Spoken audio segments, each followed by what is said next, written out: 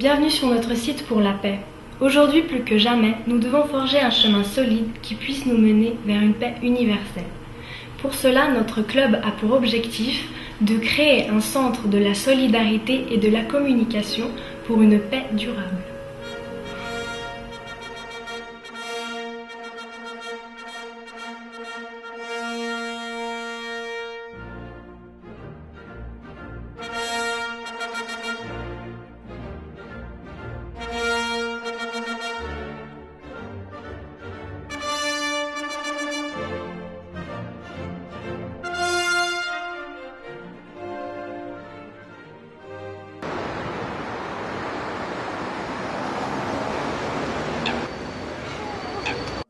Bonjour Fortunato. Bonjour.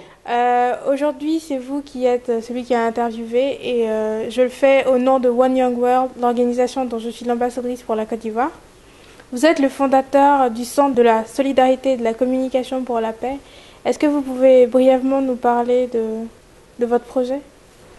Écoutez, je veux faire un centre parce que c'est quelque chose d'important aujourd'hui dans le monde que nous vivons, un monde à dérision, et c'est prévu que les prochaines années, le monde doit changer. On peut pas continuer à vivre tel que nous vivons actuellement. Et ce projet doit apporter quelque chose de solidarité sur le plan communication pour les futures générations. Et depuis quand est-ce que vous avez ce projet en tête ? Oh, depuis 17 ans déjà, c'est pas en tête, parce qu'on peut voir des images qui existent déjà. Donc le projet existe, il y a tout qui existe, il y a même un terrain qui existe actuellement. Donc c'est suffit de mettre les choses ensemble et faire savoir dans le monde actuellement le projet que nous voulons réaliser. Okay. Et pourquoi vous pensez que ce projet pourrait faire évoluer les choses et apporter la paix ? C'est-à-dire apporter la paix, je ne sais pas. Mais une chose est certaine, qu'il faut bien commencer à quelque part. C'est-à-dire qu'on a beaucoup de projets sur le plan mondial, mais il n'y a pas aucun projet aujourd'hui, je pense que vous êtes au courant, qui puisse vraiment et qui peut marquer quelque chose pour le futur. Celui-ci, c'est un centre dans lequel tout le monde peut s'identifier. C'est la paix, c'est pas une église, c'est pas une simple association, c'est le centre de l'humanité.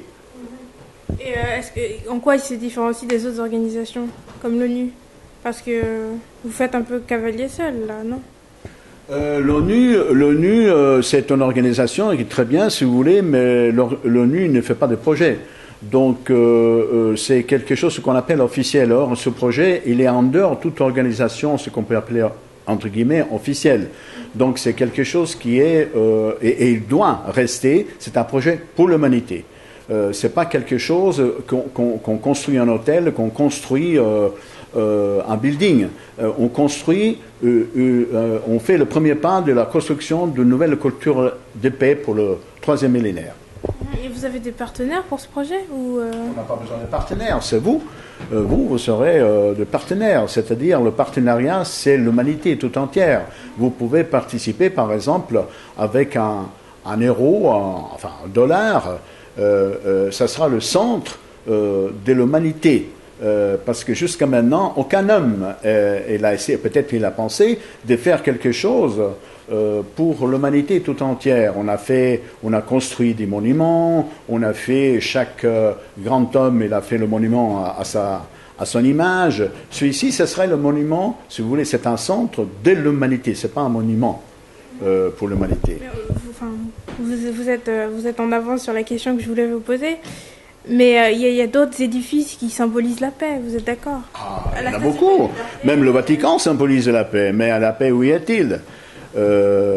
Est-ce qu'il y a une paix vraiment ? Vous voyez, nous sommes en paix actuellement ? Vous savez, les pays ils vivent, on est 120 pays, 200 pays dans le monde, il y a 220 pays qui n'existent pas, qui a la guerre, si vous voulez. Donc je crois que dans le temps où nous vivons, il faut être solidaire, il faut faire quelque chose en dehors de ce projet qui existe, qui symbolise la paix, soi-disant. Mais chaque religion symbolise la paix à sa manière. Or que nous, ce projet, c'est vraiment symboliser la paix pour l'humanité. C'est pour cela qu'on est en dehors de toute organisation existante. Les organisations, bien entendu, peuvent faire part de nous soutenir à la construction parce qu'au fait, nous, on ne gagne pas d'argent. Donc, c'est quelque chose que c'est uniquement pour l'édifice. Donc, on n'est pas payé, on ne gagne pas de l'argent. Mais vous ne trouvez pas que c'est un tout petit peu utopique comme projet? Rien n'est utopique sur cette terre. Vous voyez qu'on vit dans un monde de crise économique et les gens ne sont pas forcément très optimistes sur leur avenir. Donc, bien sûr, tout à fait. C'est noble à vous de faire ça. Mais... Non, mais vous avez raison, c'est bien la crise. Il n'y a pas de crise en réalité. C'est l'homme qui fait la crise en elle-même parce qu'il y a beaucoup d'argent. On parle que des milliards de dollars, on parle que des milliards d'euros. Mais où sont-ils ces milliards? Ce n'est que dans les caisses. Et on donne ça au goutte à goutte. C'est ça qui est malheureux. Or, dans la crise où nous vivons actuellement, on ne parle pas d'argent, parce que l'argent, il y en a plein. Mais moi, je ne veux pas d'argent d'un gouvernement. Je ne veux pas d'argent de quelqu'un qui a beaucoup d'argent, qui le donne pour faire ça. Non, celui-ci, c'est l'humanité elle-même qui doit s'identifier à une image, et l'image de la paix. C'est pour ça que c'est nouveau. Si vous n'êtes pas encore informé, informez-vous. Il n'y a pas une association actuelle qui peut regrouper l'humanité sur le même symbole. Et pourquoi? Alors, vous-même, vous le savez, vous êtes de quelle religion vous-même? Je suis chrétienne, protestante. Oui. Alors, où est la différence chrétien, catholique, protestant? Un exemple, je ne dis pas d'autre. C'est personnel. Voilà, exactement. Mais le Dieu, est-ce que c'est le même? Voilà. Alors pourquoi on ne se met pas tous ensemble et nous faisons quelque chose pour l'humanité, vraiment, si nous voulons? Mais concrètement, qu'est-ce que vous voulez faire? Construire un centre, c'est bien beau, mais est-ce que ça va apporter de l'eau, par exemple, dans les villages où il n'y en a pas ou bien mettre sûr, les enfants à l'école Tout à fait, parce que le but, c'est ça, de créer un centre tel dans chaque pays. Parce que l'argent qui sera...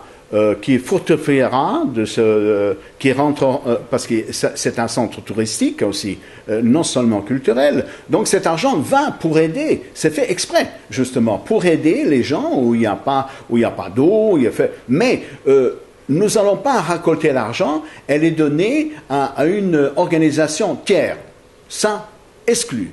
Parce que l'argent que nous allons éventuellement, et je l'espère, récolter, va pour un but précis, sur place. Voilà. C'est ça la différence.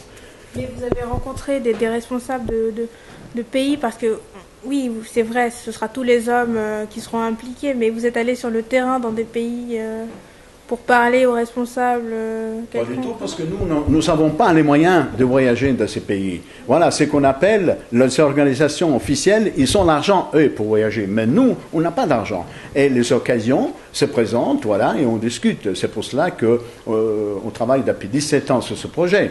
Mais il n'y a aucune personne qui le sponsorise, malheureusement. Mais voilà, peut-être que sûrement, à travers vous, à travers l'écoute, on va peut-être avoir des personnes qui vont nous aider dans ce domaine. Parce que imaginez qu'on va aller dans chaque pays apporter notre bonne parole. Qui nous paye? Parce que nous, on ne cherche pas des fonds, en réalité. Nous cherchons que réaliser d'abord ce centre qui va nourrir, au fait, sûrement, millions de gens sur la planète. C'est ça le développement aussi. Alors, pourquoi il y a un temps de crise? La crise, c'est quoi? Il faut renouveler, il faut créer. Et ça, c'est une création importante, soit sur le plan culturel que touristique. En fait, vous avez une vision assez amère du monde. Vous avez une vision amère du monde. Amère du monde? Oui, vous voyez le monde de façon sarcastique Absolument. Écoutez, moi, le monde où nous vivons actuellement, c'est que le monde est hypocrite. Parce que vous avez parlé, il y a l'argent. Mais l'argent, il y en a plein. Il y en a plein. Seulement, il y en a un qui gagne des milliards et un autre qui gagne même pas de quoi se nourrir. Voilà la différence. Vous trouvez ça normal? Non, mais est-ce que votre projet pourra faire que les choses vont s'équilibrer? Vous êtes certain de ça? Pas demain. Oui, mais c'est sûr, dans des années, dans les centenaires à venir, oui, sûrement peut apporter. Parce que là, avec ce projet, il y a une solidarité qui doit naître autour de ça. On n'est pas là pour créer un nouveau Dieu, on n'est pas là pour créer une église. C'est créer une solidarité dans laquelle l'humanité cherche cette solidarité actuelle. Et le respect avant tout. C'est ça qui est très important. Mais ça ne va pas en une année, 2 ans, 10 ans. Ça, c'est pour le futur. Je vous donne un exemple. Quand le Christ, jadis, il y a 2000 ans, si le Christ a existé, moi j'y crois, pourquoi pas, actuellement, voilà, il y a 1,8 milliard catholiques. Mais ça a commencé le premier, après c'était 12. Et après, bon, on l'a liquidé parce que déjà, on n'était pas d'accord à l'époque. Voyez-vous, c'est ça la différence. Il faut un certain temps, dans le temps, de créer, d'apporter quelque chose sur cette terre. On parle par exemple de la fin du monde. Oui, ma question suivante, c'est est-ce que vous croyez en toutes ces histoires? Non, moi je n'y crois pas. Il y aura un changement. Ça sera le changement. C'est le commencement de quelque chose. La fin du monde, personne ne peut le dire. Il y en a un qui peut le savoir, c'est Dieu, si Dieu existe. Je dirais pourquoi pas une déesse. Voilà, c'est ça. Moi, j'y crois pas. C'est juste, là, c'est aussi une affaire d'argent. Vous pensez que Dieu, c'est une affaire d'argent? 2012, c'est une affaire d'argent? Ah oui, bien sûr. Mais il y a des gens qui gagnent déjà beaucoup d'argent avec ça. Les sectes, parce qu'ils essayent de tirer au maximum d'argent à leurs clients. Ou alors il y a des grandes sociétés qui sont mises en vente certaines choses pour la survie sur Terre. Il y a en France un petit village qui vend du terrain à prix d'or pour justement pour qu'il paraît qu'il soit le seul endroit qui sera sauve pour la fin 2012. Donc c'est une affaire de... Et puis les médias, naturellement, ils font la grosse histoire. Parce que ça, c'est la faute aussi aux médias qui donnent toujours ce grain d'angoisse aux gens. Je sais que vous avez écrit un roman, Le bal des hypocrites, en français. Est-ce que vous pouvez nous dire rapidement quelques mots et quelles étaient vos intentions en l'écrivant? Non, écoutez, mon roman, c'est la réalité, le parcours de quelqu'un qui veut faire quelque chose, et puis en fin de compte, chemin faisant, il se rend compte qu'il y a une chose qui compte, c'est l'argent. Mais la paix, on s'en fout en réalité. La paix, c'est le bon mot que tout le monde utilise pour sa paroisse. Parce que si vraiment on voudrait faire la paix, il faut que toutes les associations, il faudrait que tous les religions, on se mette ensemble pour faire quelque chose. Or, que ce n'est pas vrai.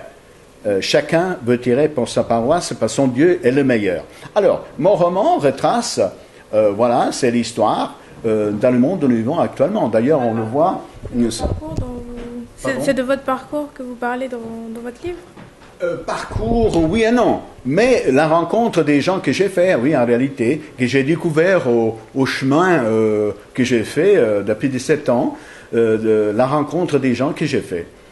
Et là, par exemple, voilà, là c'est en français, le bal des hypocrites, qui est, on voyage dans la lumière. Ici, on voit en italien, là, par exemple, voilà, ici, on voit ce tableau derrière qui retrace, voilà, la paix vue par une artiste qui a lu le livre et elle a tiré ce tableau. C'est-à-dire qu'on voit les moutons avec les lions qui boivent l'eau en pleine forêt. Est-ce qu'un jour peut exister? Est-ce que vous y croyez? Pourquoi pas? Voilà, et c'est pour ça que le monde a changé. D'accord, donc vous êtes assez optimiste sur... Mais je ne le ferai pas autrement. À mon âge, vous savez, l'âge que j'ai actuellement, je ne le ferai pas. Si je n'étais pas optimiste, mais je suis optimiste pour vous, la jeunesse. Mais est-ce que vous allez suivre? Moi, je le souhaite. Parce qu'au fait, d'après les gens que je rencontre beaucoup, la jeunesse, elle cherche tout de suite l'argent. C'est ça qui est malheureux. Mais vous êtes d'accord que... Il faut vivre. Et voilà. Nous sommes bien d'accord. Mais il y a quand même des fondements. On peut créer des choses pour survivre. Or que la jeunesse, non, d'emblée, il veut de l'argent. Vous m'avez dit tout à l'heure que vous travaillez, voilà, vous avez 2 emplois différents, je vous admire, bravo. Mais il y a combien d'étudiants qui font ça? Il n'y en a pas beaucoup. Parce qu'ils veulent être tout de suite riches. Et ça, on ne peut pas. Voilà, la question, c'est ça aussi l'histoire aujourd'hui. Mais mon livre, il parle, c'est un conte de fées, si vous voulez, parce qu'on voit le chat, un âne, qui font le tour du monde pour faire la paix. Donc c'est comme une fable. J'ai essayé d'amener les gens un peu sur d'autres planètes, sur d'autres... voir un peu qu'est-ce que les gens rêvent, voilà, sur Terre. D'accord, vous êtes le La Fontaine de 2012. Oui, beaucoup est des saints, mais bon, ce n'est pas le but. Je veux dire, mon but à moi, parce que j'ai de respect, grand respect pour les animaux, et c'est là qui a donné l'idée de transformer ce livre, si vous voulez, je dirais pas une ferme, mais je dirais presque, oui, parce qu'il y a toutes genre de catégories d'animaux qui sont là.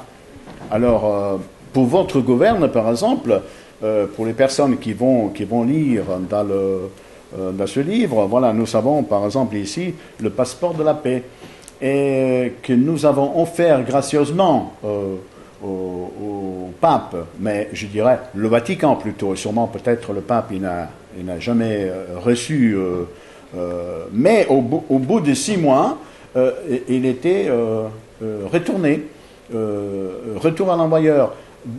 Je trouve que c'est dommage, parce que si on aurait envoyé 10 000 euros, je n'y crois pas qu'il serait revenu en arrière. Par contre, à bout de papier, qu'on peut donner la valeur qu'on veut, parce qu'il n'y a pas de valeur pour un papier de la paix, si on est en paix. Et la paix, en fait, la paix ne se paye pas. C'est une image. Voilà, ce que nous essayons de faire, c'est rendre la paix visible. Parce que la paix, c'est un mot, vous avez dit tout à l'heure, voilà, utopique. Rien n'est utopique sur cette terre. On peut tout réaliser. C'est une question de volonté. Et la volonté, la foi et déplacer les montagnes. Est-ce que c'est assez? Vous avez... Vous ne vous croyez pas, mais ce que vous venez de dire là, oui. Ça vient de la Bible, non? On est d'accord? Non, je crois pas, non, pas du tout, parce qu'on associe des choses de fait. Mais si ça venait de la Bible, au fait, aujourd'hui je serai pas là parce que je prêcherai pour mon église, j'ai été baptisé catholique. Or, moi je n'y crois pas. Moi j'y crois en moi-même. J'ai la foi en moi. Et quand on veut, on peut. Mais ce n'est pas de la Bible, c'est à vous-même.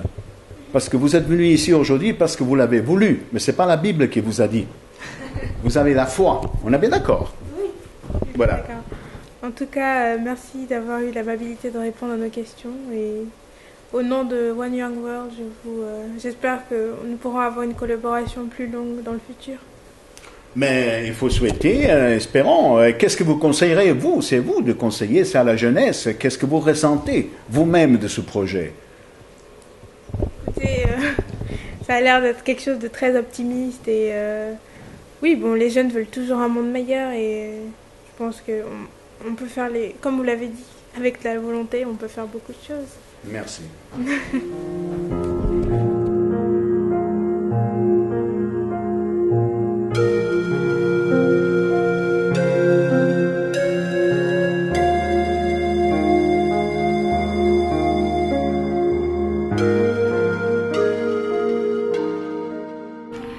C'est grâce à votre soutien que nous pouvons, nous les jeunes, créer une nouvelle culture de la paix. Et pour cela, nous vous attendons tous.